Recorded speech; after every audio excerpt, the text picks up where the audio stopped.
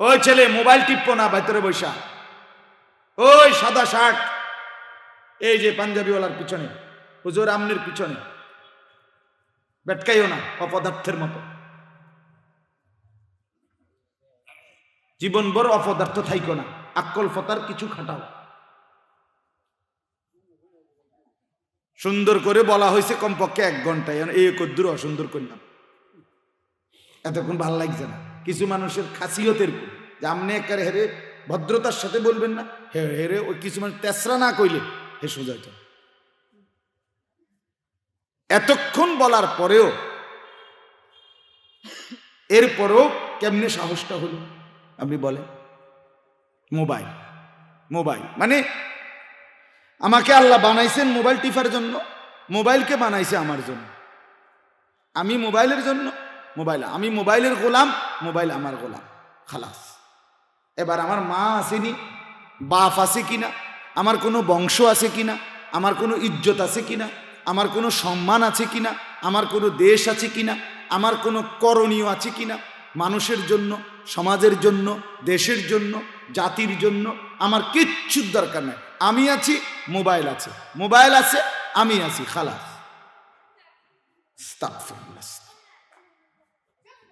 বন্ধু, এইভাবে দুনিয়া গড়ে না, এভাবে সুন্দর জীবন নষ্ট হয়ে যায়। হাজার হাজার লাখ লাখ ছেলে পঙ্গু হয়ে গেছে, পঙ্গু, অচল, অচল। শারীরিক সক্ষমতা, যৌবনের ক্ষমতা, যৌন চাহিদা এবং শারীরিক সুস্থতা সব শেষ। কোটি কোটি যুবক, লাখ লাখ যুবক, এ শুধু 2 আঙ্গুলে টিপ্পা, রাতকে রাত, দিনকে দিন উলঙ্গ ছবি দেখতে দেখতে, নর্তকীর নাচ দেখতে দেখতে, জিনা ব্যভিচার দেখতে দেখতে, আর নিজের হাত নাপাক, নিজের হাত নিজের লজ্জাস্থানে নাপাক ভাবে ব্যবহার করতে করতে লক্ষ লক্ষ যুবকের শরীর ক্ষয় হইয়া কোমর শেষ, চোখ শেষ, জীবনও শেষ, যৌবনও শেষ। আমি একবার ডাইরেক্ট বললাম, আমি তো ব্যক্তিগতভাবে বসে নওজোয়ান ছেলেদের জন্য সারাক্ষণ ফিকির করি,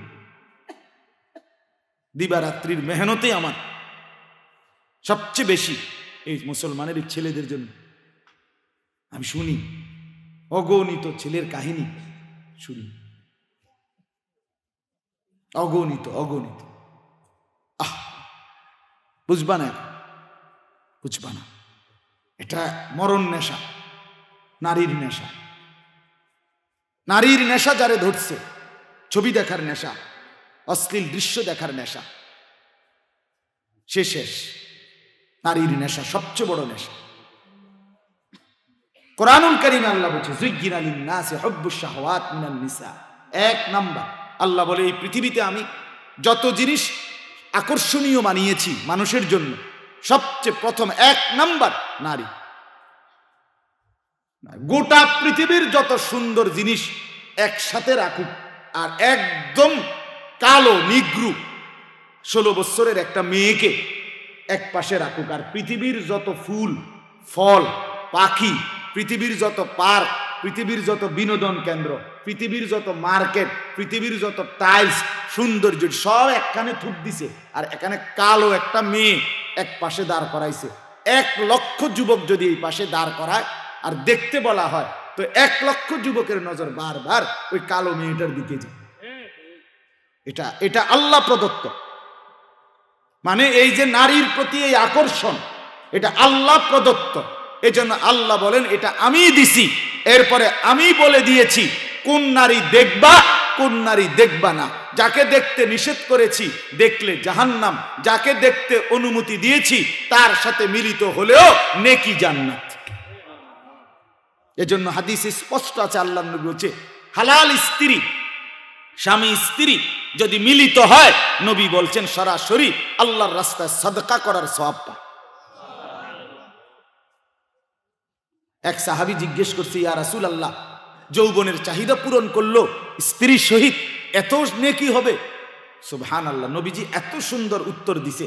আল্লাহর নবী বললেন যে, হে সাহাবী, এই মানুষটা যদি কোনো ভিন নারীর সাথে এই কাজটা করত, যদি অনুমতি নাই, অন্য কোনো নারীর সাথে যদি এই লোকটা এই কাজটা করত, তুমি বলো তো তখন কি গুনাহ হইতো?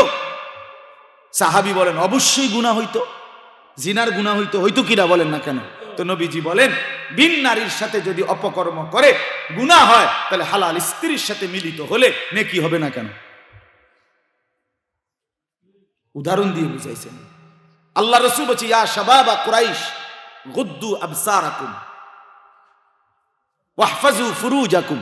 নবীজি ডাইরেক্ট উচ্চারণ করছে, হে কুরাইশের যুবকরা, চোখ নিচের দিকে নামাও, লজ্জাস্থানের হেফাজত করো।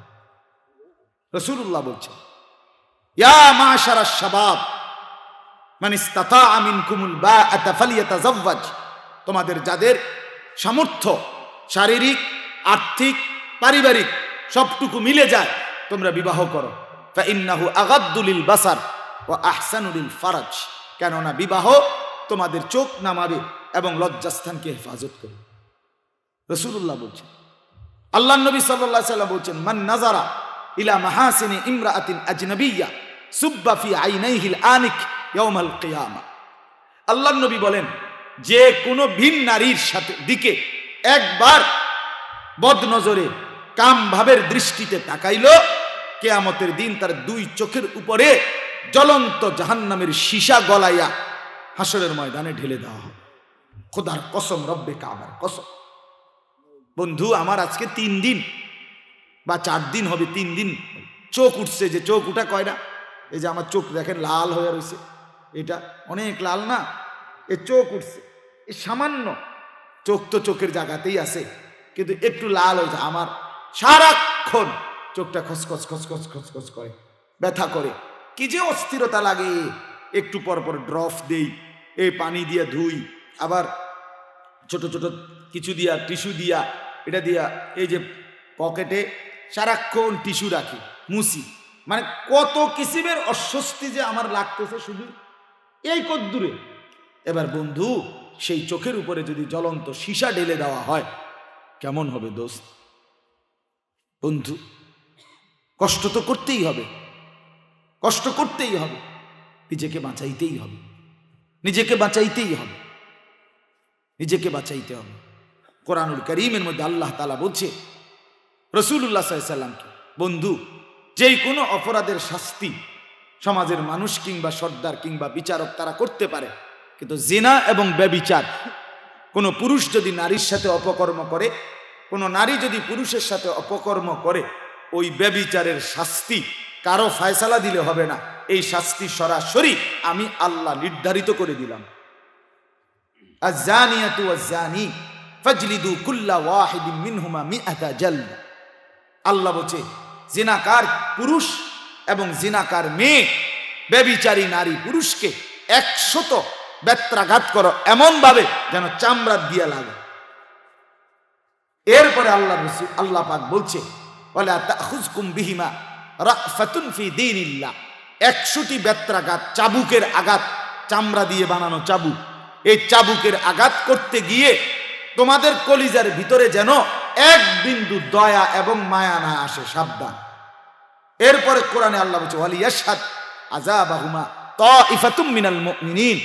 জিনাকারী ব্যভিচারী ছেলে মেয়েকে যখন শাস্তি দিবা, চতুর্দিকে যেন মুমিনদের সংখ্যাগরিষ্ঠ লোক দাঁড়াইয়া থাকে, তারা যেন সচক্ষে দেখে অসভ্য ছেলে এবং মেয়ের পরিণতি কি। কোরআনের আয়াত। আরো শোনো মিয়া, আল্লাহ তাআলা কোরআনে বলছে সরাসরি, আল্লাহ তাআলা বলছে যেই মেয়ে অপবিত্র, খবিস, চরিত্র খারাপ, বেপর্দা, তো আল্লাহ ডাইরেক্ট বলছে সেই বেপর্দা মেয়ে খবিস, তার জন্য স্বামী মিলবে যেটা, এটা হলো খবিস।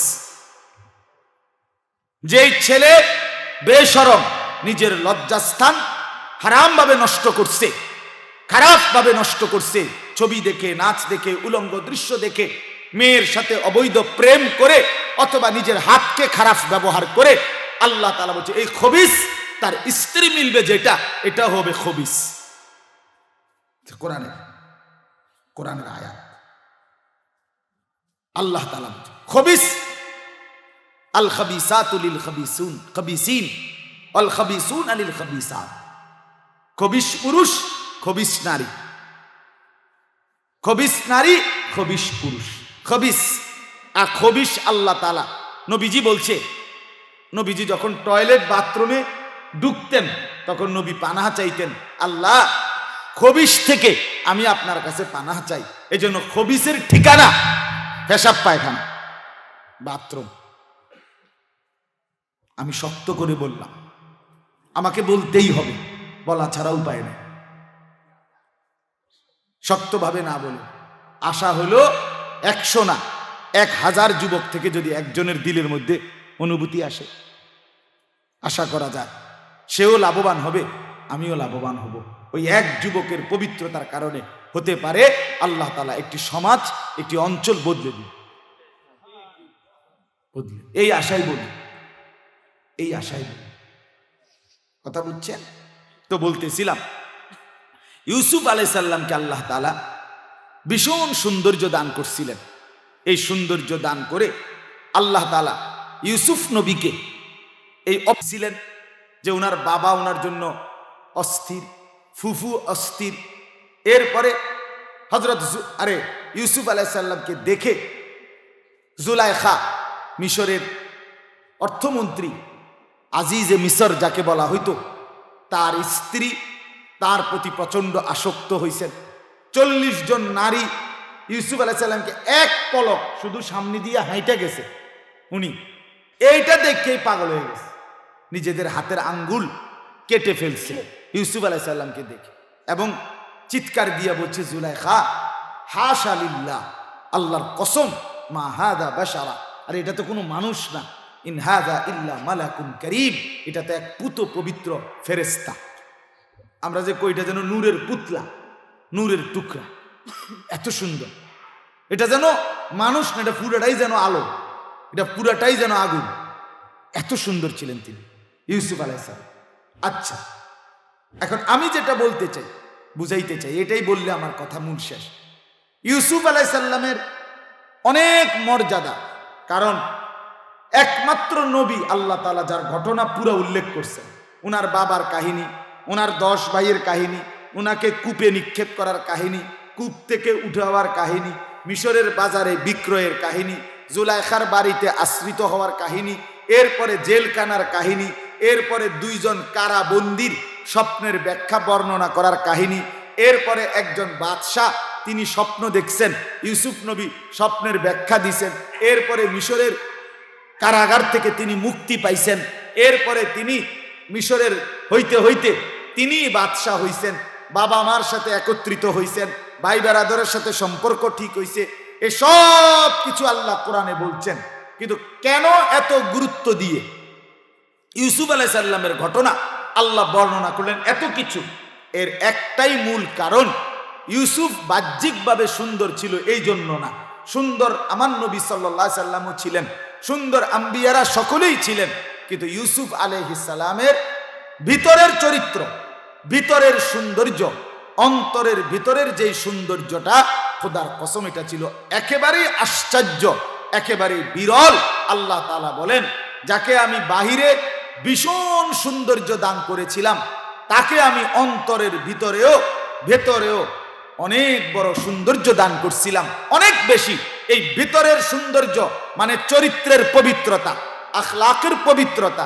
যেই যুবক এত সুন্দর, গোটা সৃষ্টির অর্ধেক সুন্দর যেই যুবকের শরীরে, যেই যুবকের চেহারা, সে হাজারো মহিলার সাথে অবৈধ কাজ করতে পারত, যাকে ডাকতো সেই এই যুবকের সাথে যাইতো, যাকে তাকে ইচ্ছা করে সে আপনার অশ্লীলতা বেহায়াপনা করতে পারত, কারণ অসম্ভব যৌবন, সুন্দর, একেবারেই চাকচিক্যময় চেহারা। কিন্তু আল্লাহ বলেন, আমার ইউসুফ গোটা পৃথিবীর নারী সকলেও যদি ডাকছে, আমার ইউসুফ এই ডাকার ভেতরে একেবারে উপযুক্ত গুনার পরিবেশ, জিনার পরিবেশ, বেবিচারের পরিবেশ, নিজের খাহেসাত চরিতার্থ করার সর্বোচ্চ সুযোগ পাওয়ার পরেও বাহ্যিক সৌন্দর্যে নয়, বরং ভেতরের পবিত্রতা দিয়ে আমার ইউসুফ আমি আল্লাহকেই রাজি করেছি। আর এটাই তার শ্রেষ্ঠত্বের কারণ, এটাই তার মূল বৈশিষ্ট্য, মূল বৈশিষ্ট্য, মূল বৈশিষ্ট্য। এজন্য কোন যুবক তার জীবনের সবচেয়ে বড় বিশেষত্ব দোস্ত হাজার রকমের চুলের ফ্যাশন না, বিভিন্ন মডেলের প্যান্ট না, বিভিন্ন মডেলের গেঞ্জি না। তুমি মাসে মাসে বছরে বছরে 2 মাসে 3 মাসে চুলের ডিজাইন বদলাবে, কোনো ছাগলেও তোমার এটি চায় না। এটি কেউ কিচ্ছু দেখে না, এটির 2 পয়সার কোনো মূল্য কারো কাছে না। তুমি জীবনে কোনোদিন একটা ছেলে আমার এখানে দাঁড়াইয়া কও যে তুমি যে এই ডান দিকে বাম দিকে সামনে বিচিত্র মডেলের চুল রাখা কত ডিজাইনে তোর লাইরা চাইলা, কিন্তু মানুষে কেউ ডাইকা জিগাইছিনি যে মাশাআল্লাহ তুমি এত সুন্দর ডিজাইন করতে গাইলা ভাই? কেউ জিজ্ঞাসা, একটা ছেলে কও, একটা ছেলে। বরঞ্চ মানুষে হাসে হেরে দেখলে, দেখছো তারে দেখতে প্রতিবন্ধীর মতো মনে হয়। হ্যাঁ হ্যাঁ, বুঝায় যায় তে হয় প্রতিবন্ধী, অথবা কোথাও ধরা খাইছে। হ্যাঁ, ধরা খাওয়ার কারণে কোনো এক সাইড দিয়ে কাটটা দেওয়াতে ওনার মিলাইতারে না, চুল মিলাইতে, এটা নিয়ম। ধরা খাইলে যেখানে কাটটা দেয় তাহলে ওখানে বাহিটা মিলাইতে কষ্ট। ছি ছি ছি ছি ছি মিয়া, এটা যুগ যুগ ধরে এই চাচা, এই যে 2জন মুরব্বী আছে, এই মুরব্বী 2জন চাচা এখন সাক্ষী দোক, ওনা করে জিজ্ঞাসা করে দেখো। এটা গ্রামগঞ্জে সারা দেশে আজ থেকে 20 বছর 30 বছর আগে এটাই নিয়ম ছিল। গ্রামে গঞ্জে কোনোখানে কেউ আকাম কুকামে ধরা খাইলে এরকম চুলের বিভিন্ন খান দিয়ে কাটটা দিত কিনা বলে, এটাই তো গ্রামের নিয়ম ছিল। তো যে এই ছেলেগুলো যাই না বুঝা নিজের টাকা দিয়া নিজে গিয়া সেলুনে এন দিয়েও ফালাই দিল, এদিক দিয়েও ফালাই দিল, মাঝখান দিয়ে রাখলো, আবার এদিক দিয়ে মাঝখান দিয়ে ফালাই দিল। তো এটা কি বোঝা গেল যে সংগ্রামী দেশবাসী, আমি ধরা খাইছি, আমি নিজেই ধরা খাইছি, নিজের বিচার নিজেই করছি। এটা সৌন্দর্য নয় বন্ধু, এটা সুন্দর না। হরেক রকমের প্যান্ট এটা সুন্দর না, হরেক রকমের গেঞ্জি কখনো নাম লেখা, কখনো নাম ছাড়া, কখনো মানুষের ছবি, কখনো নায়িকার ছবি, কখনো খেলোয়াড়ের ছবি, কখনো গায়িকার ছবি। না রে বন্ধু, এই বৈচিত্র্যময়, এক এক সময় এক এক রং, এক এক সময় এক এক ঢং, এটা স্বাভাবিক না, এটা প্রতিবন্ধী মানুষের কাজ, এটা পাগলের কাজ।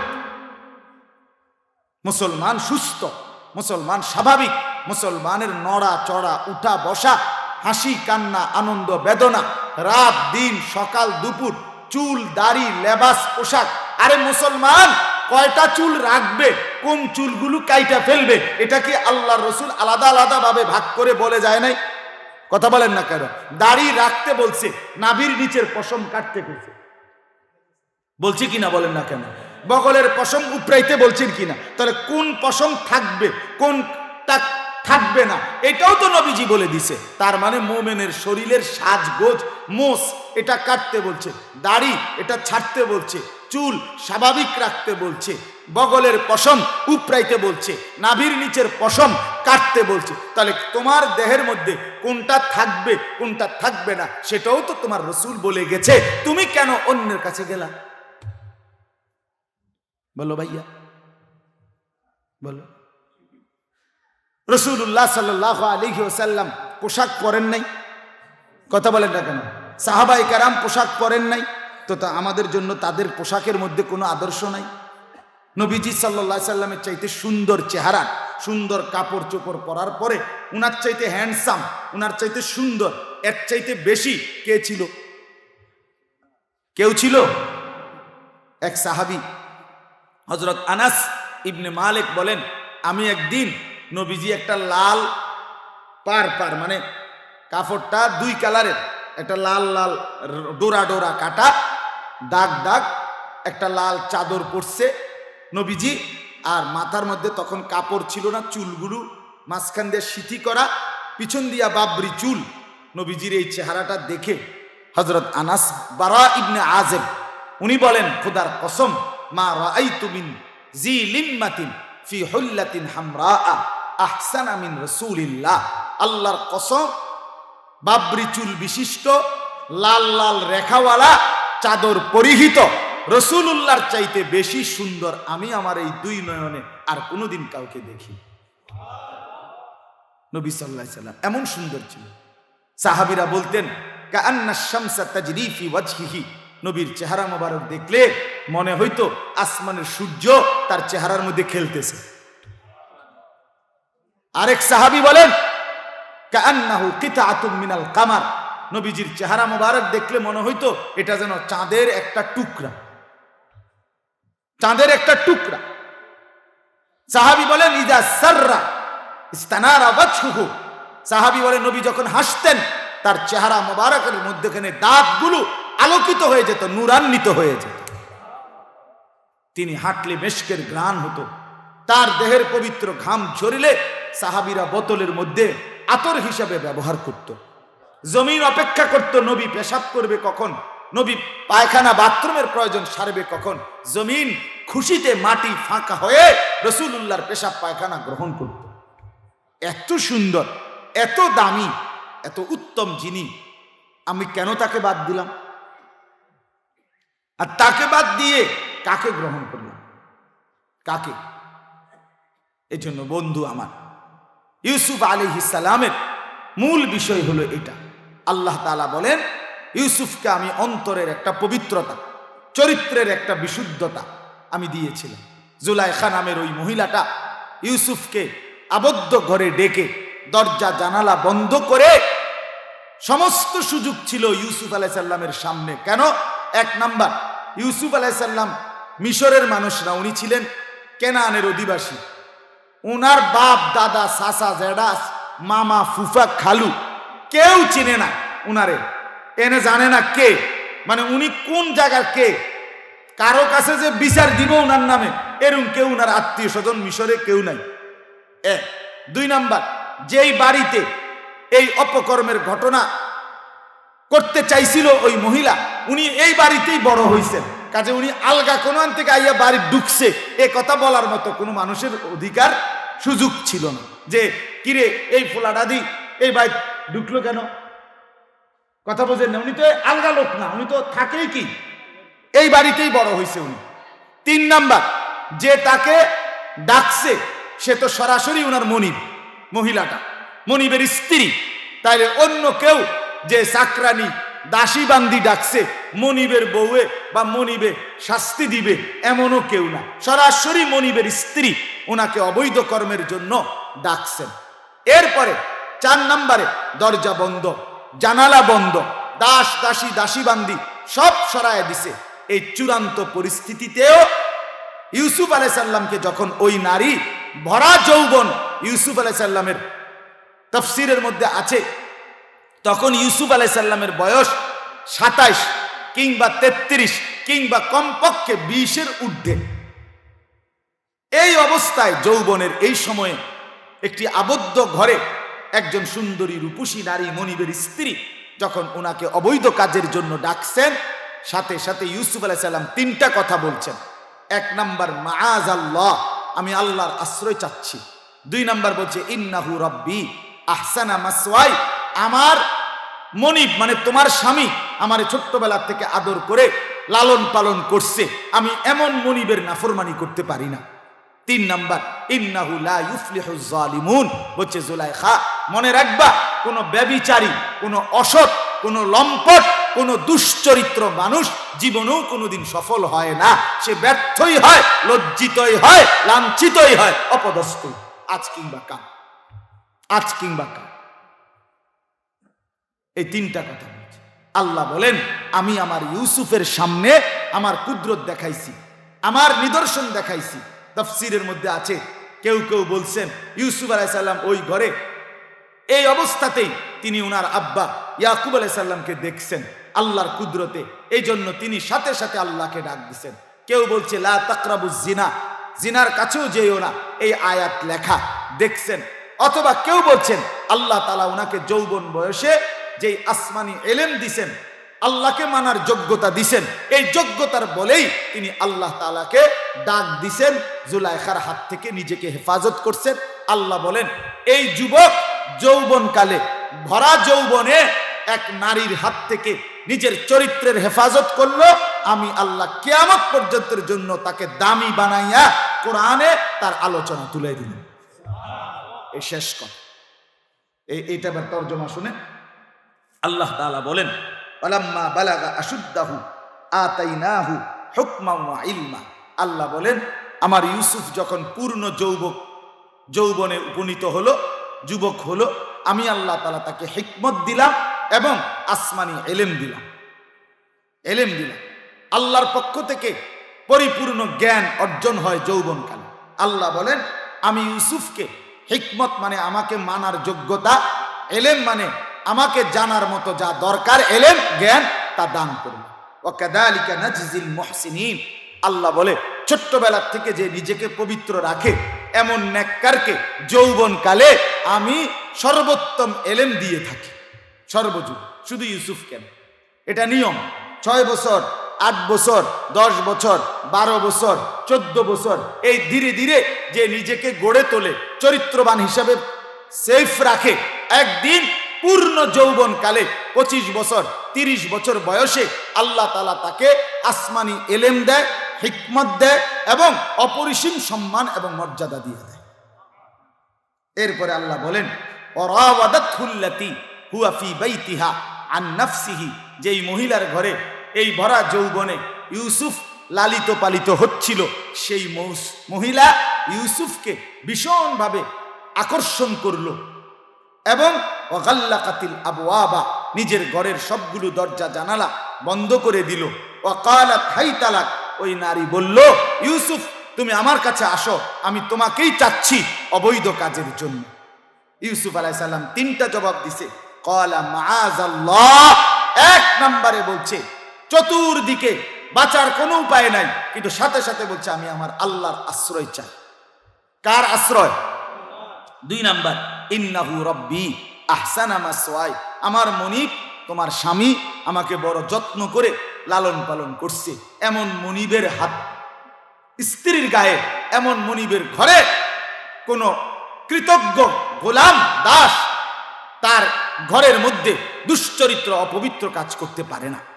3 নাম্বার ইন্নাহু লা ইউফলিহুজ জালিমুন, আর শোনো ব্যভিচারী, লম্পট, দুশ্চরিত্র, জালেম, পাপী কোনোদিন সফল হয় না। সফল কত ছেলে আমি তো দেখি দোস্ত যে হুজুর 3 বছর গভীর প্রেম করে বিয়ে করছি, এখন 8 মাস 6 মাস 12 মাস বউয়ে পারে না জামাইরে জুতা দিয়া ফিরে, জামাই পারে না বউরে জুতা দিয়া ফিরে। অগণিত হাজার হাজার হাজার হাজার। এই সেদিন এক ছেলে আইসা বলতেছে হুজুর এখন বিয়ে করলাম এতটা ভালোবেসে, এখন 8 মাসের মাথায় আমার স্ত্রী বলে আমি নাকি অন্য মেয়ের সাথে কথা বলি, আমার কাছেও সারাক্ষণ মনে হয় সে অন্য ছেলের সাথে কথা বলে। আহা, মানে সংসারটা তখন জাহান্নামের টুকরা। ওই যে বলছে আল্লাহ খবিসের সাথে খবিস মিলছে। এজন্য ভাইয়া এটা ঠাট্টা মনে করলে চলবে না, এটা বড় নিয়ামত। একজন পবিত্র স্ত্রী, একজন হালাল স্ত্রী, একজন নেককার নারী মিলা পাওয়া, এটা আল্লাহ তাআলার শ্রেষ্ঠ নিয়ামত। আর এর জন্য নিজেকে পবিত্র রাখতে হবে। নিজের আখলাক, নিজের চরিত্র, নিজের চলাফেরা নষ্ট করে দিলে খবিস ছাড়া আর কিছু মিলবে না। আল্লাহ তাআলা তৌফিক দান করেন বুঝার। ওয়ালাকাদ হাম্মাত বিহি, আল্লাহ বলেন ওই নারী তো ভীষণভাবে নিজের অন্তরে গুনার কল্পনা করতে লাগলো। ওয়া হাম্মা বিহা লাউলা আর রাআ বুরহানা রাব্বি, আমি আল্লাহর কুদরত, আমার নিদর্শন যদি ইউসুফের মতো যুবক যৌবনকালে না দেখতো, তাইলে শুধু নিজের মন গড়া চললে ইউসুফও ওই অপকর্মে লিপ্ত হয়ে যেত। এই জন্য যৌবনকালে আল্লাহ বলেন, বুঝাইতে চাইছেন যৌবনকালে আল্লাহর হুকুম, আল্লাহকে সেজদা, নামাজ, ইবাদত, বন্দিগি, আল্লাহওয়ালাদের সাথে সম্পর্ক থাকা উচিত। তাহলে জীবন হারায় না, জিন্দিগি নষ্ট হয় না, নিজে নিজে চললে হয় না বন্ধু। কাযালিকা লিনাসরিফা আনহু সুআ ওয়াল ফাহশা, আল্লাহ বলেন আমাকে যখন ইউসুফ ধরলো, তাকওয়া অবলম্বন করলো, আমি নিজে আল্লাহ দয়া করে সমস্ত মন্দ অশ্লীলতা থেকে ইউসুফকে বাঁচিয়ে দিলাম। ইন্নাহু মিন ইবাদিনাল মুখলাসিন, নিশ্চয়ই ইউসুফ যৌবনকালেই আমার মনোনীত বাছাই করা একজন বান্দাদের অন্তর্ভুক্ত হয়ে গেল। সুবহান। আজকের কথা শেষ, এতটুকু কথাই মূল বক্তব্য। আবারও বলছি, আমি প্রতিদিন বলি 10 জন ছেলেও যদি শুনে থাকো ভাই, এটা দরকারি বিষয় যে নিজেকে সমবয়সীদের আড্ডায় ছেড়ে না দেওয়া, এক মোবাইলের আড্ডায় ছেড়ে না দাও। তোমরা যারা 16 বছরের 18 বছরের, তুমি যদি তোমার সামান্য ফুলানের লগেই সারাক্ষণ হাঁটো, বুদ্ধি পরামর্শ চলাফেরা স্টাইল কথাবার্তা সব যদি তার থেকেই নেও, বিশ্বাস করো নিশ্চিত আমি অভিজ্ঞতা থেকে বললাম, হয় তোমারে নষ্ট করে দিই, হয় তোমারে বরবাদ করি। তোমার মোবাইলে এমবি নাই, হেইতে এমবি দিয়া তোমার মোবাইলে লাগবে না, তার মোবাইল দিয়ে তোমার উলঙ্গ ছবি দেখা। তুমি নারীর খবর জানো না, হে তোমারে অসভ্য নারী কোথায় থাকে বের করে দিবে। প্রতিটা নারী বেশ্যা নারী কই পাওয়া যায় সে তোমারে জানাই দিবে। মদের আড্ডা তুমি চেনো না, ওই জানোয়ারি বন্ধু নামের ওই শয়তান তোমারে মদের আড্ডা দেখায় দিবে। জুয়া কেমনে খেলে তুমি বুঝো না, ওই জানোয়ার তোমার লগে যে চলে খারাইয়া মুতে একটা ওয়াক্ত সেজদা দেয় না, এই জানোয়ারই তোমারে জুয়া খেলা দেখায় দিবে। মনে রাখতে, অতএব দয়া করে একটা ছেলেও বুঝে নাও, অসৎ বন্ধুর পাল্লায় পড়ো না, নারীর ফাঁদে পড়ো না। একজন পবিত্র স্ত্রী, হালাল স্ত্রী আল্লাহ যথাসময় পৌঁছায় দেন, জিন্দিগি তখন সুন্দর হবে। আর এই মোবাইলের অশ্লীল ছবি, নারীর দৃশ্য, জিনা ব্যভিচারের ছবি, এটা চরিত্র নষ্ট করে, আখলাক নষ্ট করে, শরীর নষ্ট করে, জীবন যৌবন সব নষ্ট করে, আখিরাত বরবাদ করে। আল্লাহ তাআলা আমাদের প্রত্যেকটা যুবককে ইউসুফ আলাইহিস সালামের মতো ভরা যৌবনে নিজের চরিত্র পবিত্র রাখার মতো হিম্মত দান করেন। আজকের মাহফিলকে আল্লাহ তাআলা কবুল করেন, আমিন। আলহামদুলিল্লাহ।